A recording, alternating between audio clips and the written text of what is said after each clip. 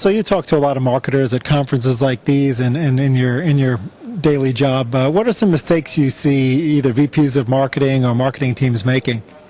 I think a big mistake is, especially in the age of social media and whatnot, is choosing not to participate.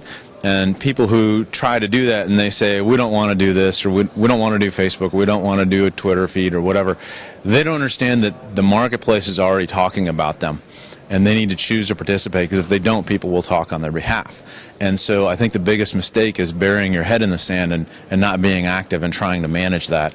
And the other mistake is not understanding that this stuff isn't going away. It's here to stay.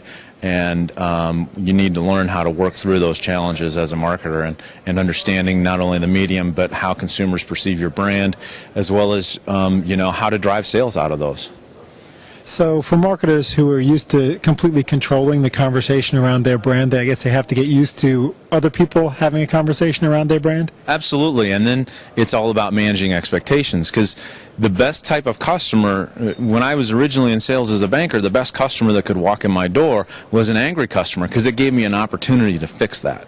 And as a marketer, you look at that, and negative press is always an opportunity. It's just, what do you do with that opportunity when it comes out, and how do you manage your reputation, and how do you approach it?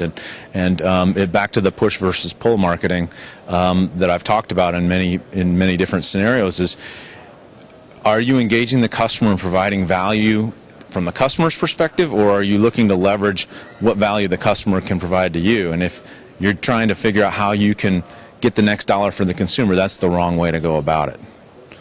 So back to the concept of pull marketing. I've obviously a lot of advertising and marketing that goes on by an individual brand within an industry category ends up somehow benefiting that category as a whole. Mm-hmm. So if you've got larger competitors that are out there spending money, how do you capitalize on the fact that they're maybe creating pull interest that you might be able to piggyback on?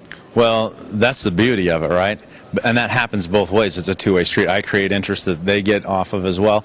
And at the end of the day, it's similar to any marketplace.